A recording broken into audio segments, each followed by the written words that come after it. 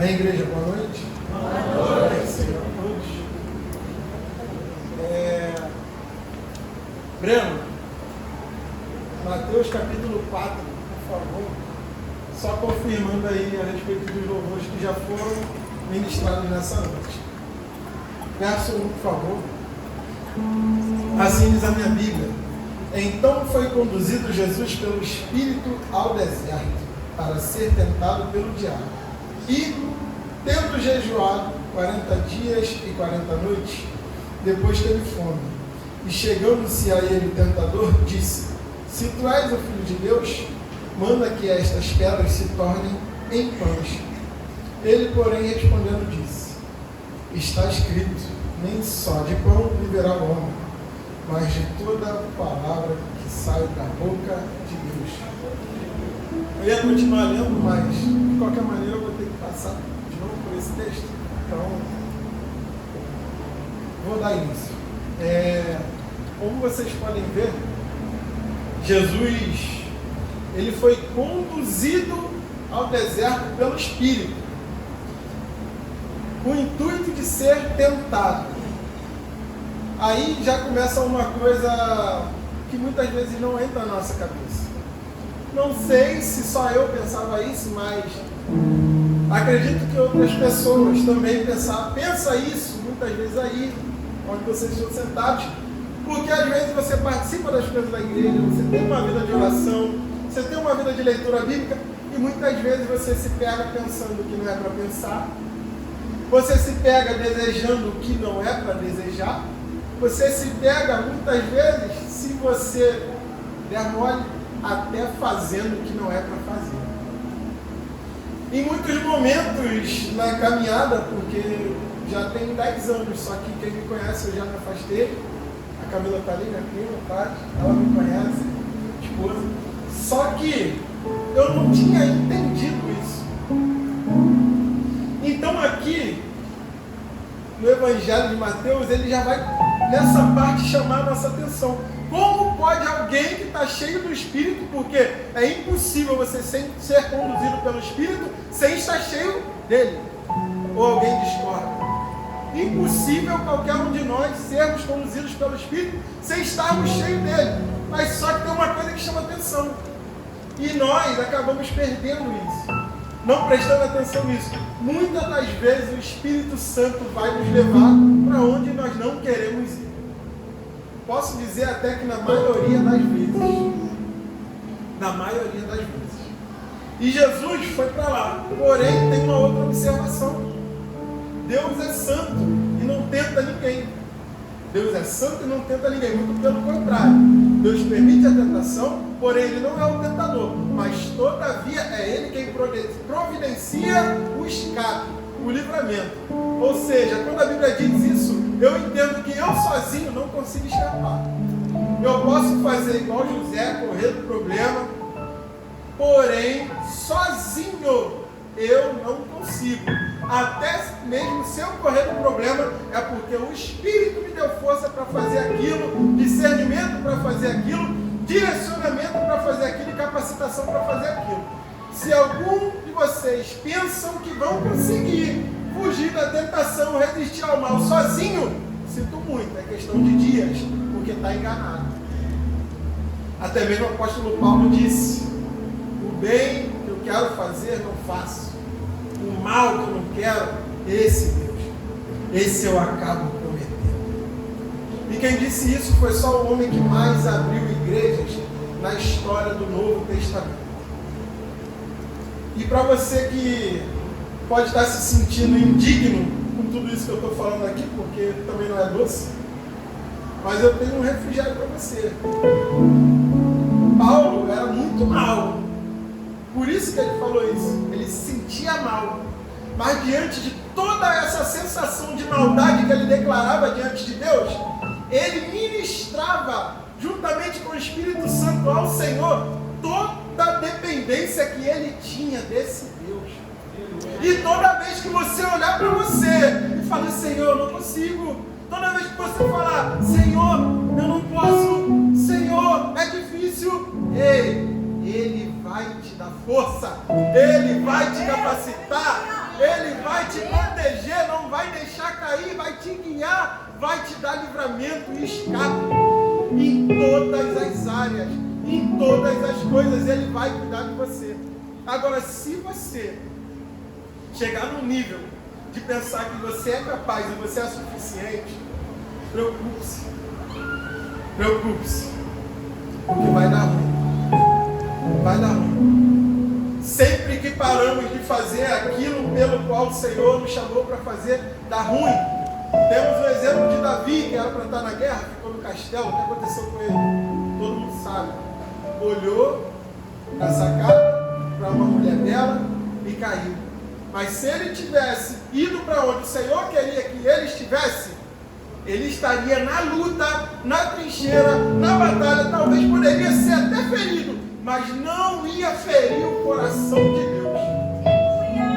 Então, todavia, seja você ferido. Todavia, sofra você, mas não a honra. Todavia, coloque teus sentimentos diante de Deus. Deus, eu estou desejando tal coisa que não é bom, que não é de acordo com a tua palavra, que não faz sentido em tudo aquilo que o Senhor já planejou e já revelou sobre a minha vida. A Larissa, foi essa semana, sentei na cama com ela e falei, olha, estou passando por muitas tentações. Muitas tentações, não é culpa sua, mas estou sendo amassado. Estou sendo amassado. E estou confessando isso a você, porque quem confessa tentação, não confessa queda. Quem busca ajuda, não vai cair. O problema é que muitas das vezes nós só pegamos o telefone para discar 190 na hora do problema, na hora do assalto, na hora da guerra. Ei, o Senhor quer contato direto. Direto, contínuo, constante. Se eu te falar que o Senhor quer ouvir essa coisa ruim que você deseja sair da tua boca, se eu te falar que Ele quer ouvir, a Bíblia vai dizer assim, pode um pai terreno, homem mau, fazer boas dádivas ao seu filho? Quem dirá eu que sou o Pai Celestial, que eu não posso fazer por vocês? Você não fala com a sua mãe, com seu pai, você muitas vezes já conversou? Estou com raiva, quero fazer besteira, não aguento mais, a situação está me matando. Se eu ver essa tal pessoa, vou dar um tapa na cara, vou agir, não sei o quê. Ei, Deus quer ouvir isso aí. Deus quer ouvir o teu desejo mais podre. Ele quer ouvir você falar, é final de ano, é difícil estar aqui. Hoje o sentimento que o Senhor colocou no meu coração enquanto a irmã estava ministrando, era de que o Senhor estava abraçando alguns aqui dentro. O Senhor, eu não sei se mais alguns sentiram isso, você sentiu isso também? Porque teve muita gente que ficou sozinha, só que a Bíblia, Jesus foi para o deserto acompanhado ou sozinho? Ele foi conduzido pelo Espírito, mas ele entrou lá sozinho, não foi ninguém com ele para trocar ideia, para conversar. E lá quem foi lá tentar ele? Então muita gente que ficou sozinha, e muitas vezes a gente pensa assim, mas Senhor, eu estou fazendo a tua obra, mas Senhor, eu estou te servindo, Senhor, eu estou fazendo a tua vontade aqui, ó, versículo 2, e tendo jejuado 40 dias e 40 noites, vírgula, ou seja, tendo, ele já tinha jejuado 40 dias e 40 noites. Aí depois o sujão foi lá, o imundo, ele tenta nos persuadir dessa maneira: se tu és o Filho de Deus, transforma essas pedras em pães. Ei, o texto acima está dizendo que ele teve fome, porque ele estava com fome. Alguém aqui duvida que Jesus não sentiu vontade de fazer aquilo? Porque se ele não sentiu vontade de fazer aquilo, não era tentação. Só é tentação aquilo que você sente vontade. Então, meu filho amado, Jesus quis fazer aquilo, Jesus quis transformar aquela pedra em pão. Mas se você voltar no capítulo 3, no verso 17, vai dizer assim, ó, sobre o batismo de Jesus: eis que uma voz dos céus dizia: este é meu filho amado, em quem me comprazo. Agora você imagina você acabar de ouvir que você é amado e que Ele sente prazer em você, sente prazer em te servir e que é contigo. E do nada o Espírito dele te leva para o pior lugar que tem. É isso. Quantas pessoas fazendo a obra, quantas pessoas trabalhando aqui dentro e outros locais, quantas pessoas dando o seu melhor dentro da sua casa, muitas vezes para um familiar que não acredita em você, muitas vezes por pessoas que zombam de você, zombam da tua fé, zombam de tudo aquilo que já foi ministrado sobre a sua cabeça pelo Senhor. Mas eu tenho uma coisa para te dizer: Ele ama você. O amor dele vai além dessas palavras que lançaram para você. Ele se compraz, ele te ama, ele tem ciúme de você. Porém, o que ele sente por você não vai anular tudo aquilo que você precisa viver para se cumprir aquilo que já foi prometido a você.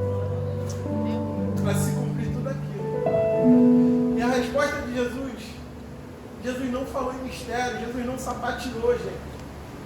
Jesus não sapateou, aqui não está escrito Jesus marchou, sapateou, falou em línguas estranhas. Não, aqui está escrito que Jesus foi simples. Ei, Satanás, nem só de pão viverá o homem, mas de toda palavra que sai da boca de Deus. Sabe o que ele estava dizendo, igreja? Ele estava dizendo: você tem a tua proposta, mas eu tenho promessa. O que sai da boca dele é maior que a tua proposta. O que ele fala sobre mim é maior do que o que você me oferece. Covarde!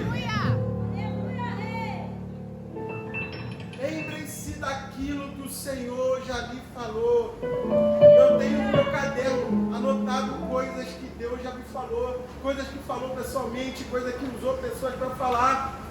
Eu tenho tanto de orações para anotar, as orações que já foram respondidas, quanto de promessas. E algumas já foram arriscadas. Nos meus piores dias eu pego o caderno. Às vezes eu olho ele com lágrimas. Às vezes eu tenho que falar: Deus, Senhor, eu estou vivendo isso. Mas aquilo que o Senhor falou, ei, está tudo dando errado. Mas aquilo que o Senhor falou de mim, e aquilo tudo que o Senhor falou, ninguém acredita em mim, ninguém confia em mim. Mas se o Senhor me escolheu, segura na minha mão, me ajuda, me dá força, me conduz, me guia, me guarda, e não me deixe cair em tentação. Ei, nos seus piores dias você tem que proclamar aquilo que o Senhor falou sobre você, porque o mundo espiritual ele é real, e muitas das vezes o que você pensa que é a tua consciência é a voz do diabo. Muitas das vezes, quando você está acelerado, quando o teu coração está aquela adrenalina batendo, querendo te conduzir a fazer aquilo que você fazia antes, ei, é ele, acorda. Eu já deitei dias no sofá, com o coração acelerado, virei para o lado, fechei os olhos e falei: Senhor, eu sei que vai passar, eu sei que é só um momento, eu sei que vai acabar. Creia na palavra, porque a palavra vai dizer assim: resistir ao diabo e o diabo fugirá de vós. Ei, o diabo dá pressão, mas ele não aguenta pressão. Ele não aguenta. Ele não aguenta. Tem dia que você está riado, está moído. Já sentei com o Mateus várias vezes para conversar com a Marinara. Falei: Deus está me avançando. Estou sendo moído. E solidão, e angústia, e muita dor na alma. Não é dor, sabe, não é carne, não é na alma. É dor que só Deus pode curar. É lugar que só Deus pode tocar. É um tratar que só Ele pode dar. São coisas que só Ele pode fazer no seu íntimo. São coisas que não adianta desabafar com pessoas.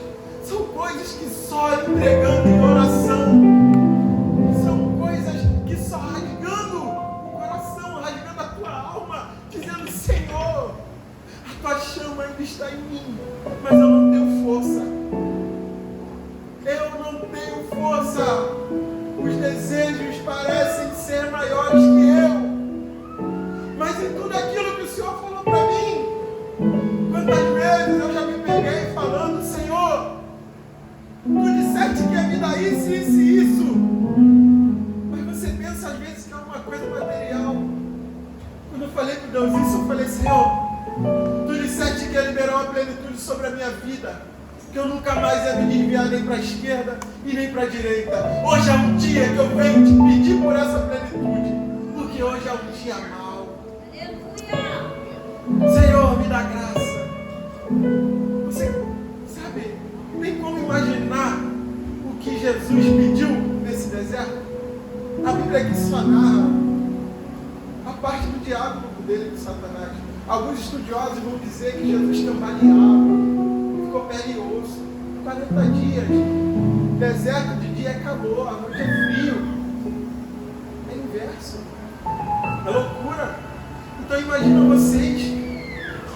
Cada um tem o seu deserto aqui. Mas eu tenho uma coisa para te dizer. Depois do deserto, depois daqueles que resistirem, vocês vão ser servidos. Vocês vão ser servidos por esse Deus. Ei, não tem sensação melhor. Não tem sensação melhor do que o acalento do Espírito Santo de Deus no momento da angústia. Acredita, quando essa angústia passar, que você for orar, não vai ser a mesma coisa. Você vai falar: Deus, por incrível que pareça, eu queria conseguir orar daquele jeito de novo. Aí tu pensa, mesmo que o Senhor mandasse outra batalha, mas se o Senhor ficar pertinho igual o Senhor estava naquela época, pode mandar o que for, que eu vou aguentar. Mas fica Pai, fica aqui comigo. Todo mundo já passou por uma batalha, todo mundo já passou por um deserto cujo qual sentia, ajoelhava para orar, sentia ele pertinho, sentia ele em pé, te olhando. Ei, Deus é Espírito, tá? Isso é só uma analogia que eu estou fazendo. Muitas vezes o sentimento que Ele coloca no nosso coração. Porque se Deus fosse se manifestar da maneira que Ele realmente é, ninguém aqui vai conseguir definir. Ele é indefinível, imensurável e inexplicável. E todo poderoso. Não tem como definir nem explicar. Você só sente, acredita e se derrama. Se derrama. Vamos voltar para o texto. Versículo 6, e disse: Tu és filho de Deus, lança-te daqui, porque está escrito: aos teus anjos dará ordem a respeito, e tomar-te-ão nas mãos, para que nunca tropeces em pedra alguma. Disse Jesus: também está escrito: não tentarás o Senhor teu Deus. É muitas das vezes que o inimigo covarde nos coloca em situações, sabe, para a gente às vezes tentar Deus. Ei, o Jesus foi no alto, no pináculo. Se lança que vão te salvar, porque está escrito isso. Muitas das vezes, com vocês vai ser diferente. Vai ser assim, ó. Pega essa coisa aqui no teu trabalho. Deus sabe que você está precisando. Ele sabe que a tua despensa está vazia e Ele não vai te punir. Mas eu sinto muito em te dizer: Deus é santo e não se deixa escarnecer. Tudo aquilo que o homem semear, ele irá colher. Portanto, por isso que um dos reformadores dizia que uma masmorra com Deus é melhor que um palácio sem Ele. É muito melhor. Antes uma despensa vazia e o seu coração triste, mas o do Senhor alegre, do que o seu coração alegre do Senhor triste com você. Acredita, seja lá qual for a tua necessidade, seja lá o que for que esteja faltando, quando o Deus da compensação agir, vai parecer que todo aquele tempo durou 3 dias, durou um dia, durou meia hora. Sabe por quê? Deus faz uma transformação tão incrível no nosso interior que você já não consegue lembrar daquela dor. É aí que você começa a ser utilizado no reino para tratar de outros. Muitas vezes você quer que Deus fale, mas Deus já não quer falar com você. Deus quer usar você para falar com quem está precisando mais que você. Mas você só vai entender isso depois que você passar pelo deserto. E não adianta. Todo crente tem um deserto.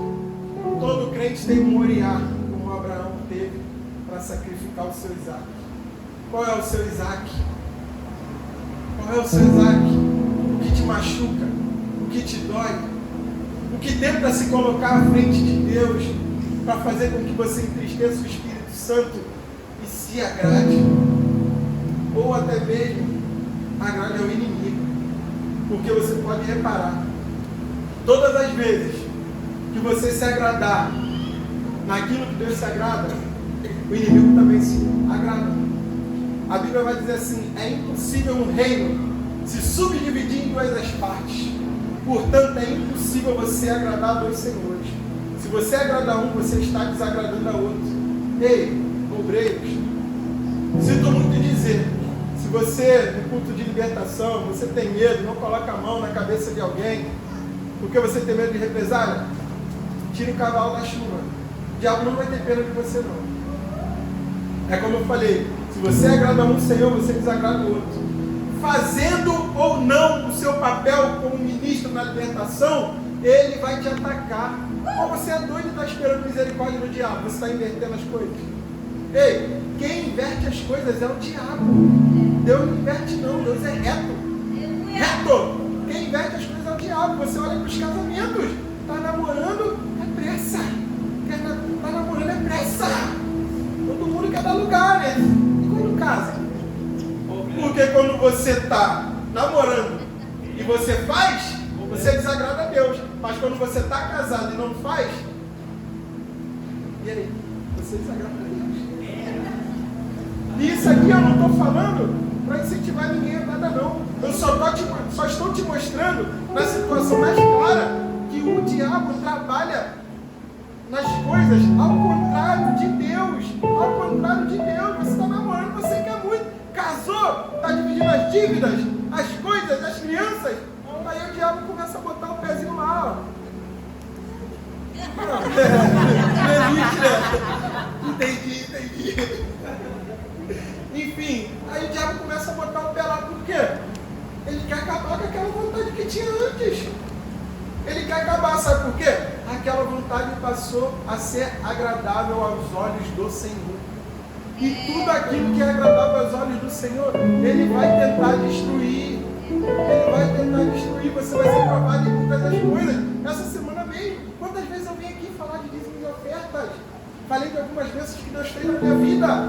Ei, não está faltando, mas eu estava numa situação que eu fiz uma grana, voltou um dinheiro para dar o dízimo, e eu pensei, caraca, olha o pensamento, isso que eu estou falando para vocês.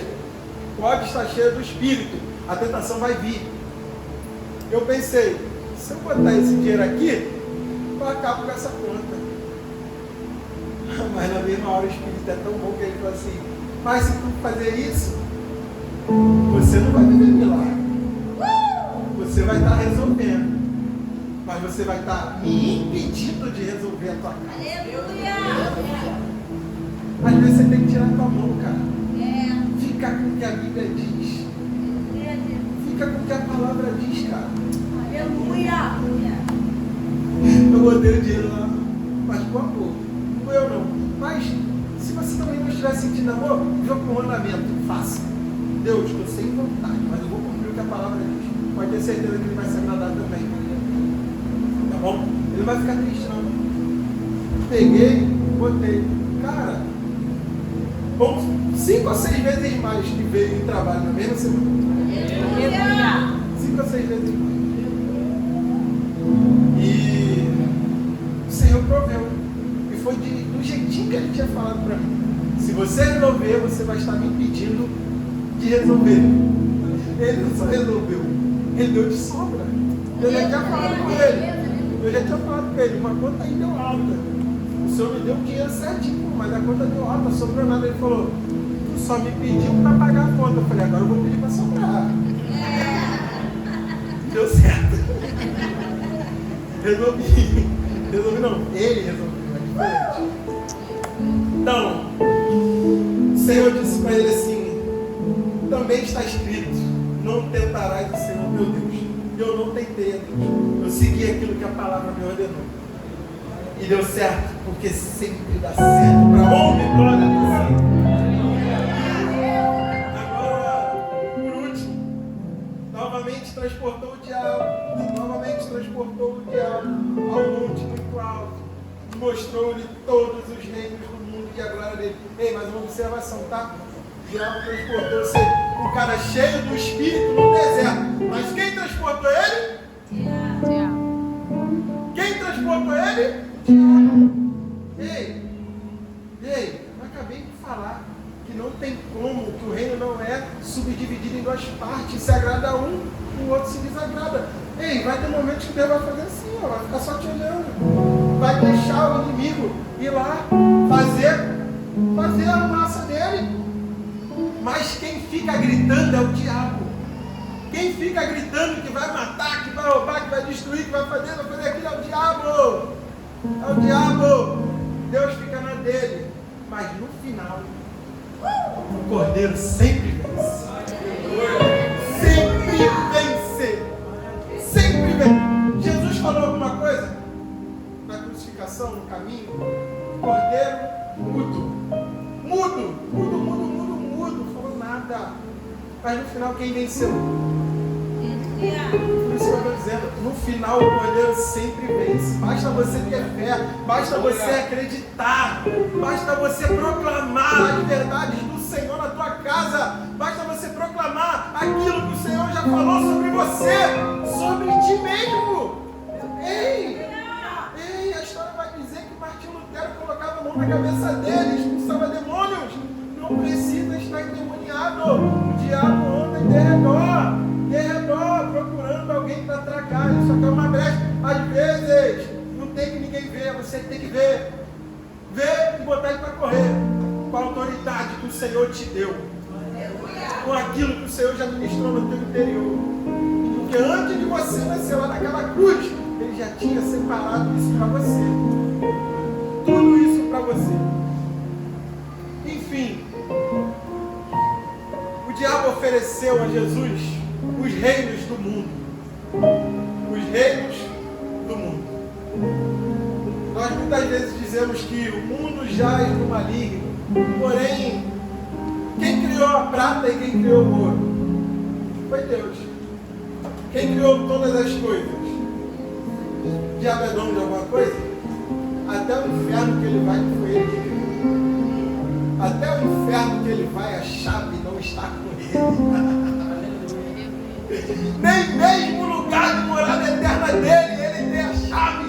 Porque ela vai ser ruim. Se ele tivesse a chave, ele saía. Mas ele não vai sair. E ninguém aqui vai habitar com ele. Porque nós vamos ser recebidos naquele grande dia. Um abraço longo. Um abraço longo. Ei, naquele grande dia vai ser maravilhoso. Um abraço de lágrimas, sabe? E ele vai dizer, filho, valeu a pena toda a tentação que tu aguentou, todo escárnio, tudo aquilo que falaram de você, valeu a pena você acreditar naquilo que eu proferi sobre você, porque antes de você nascer, você já era meu escolhido, e o que eles falaram de você, nem se compara com aquilo que eu falei. Então acredita nesse Deus maravilhoso. Acredita.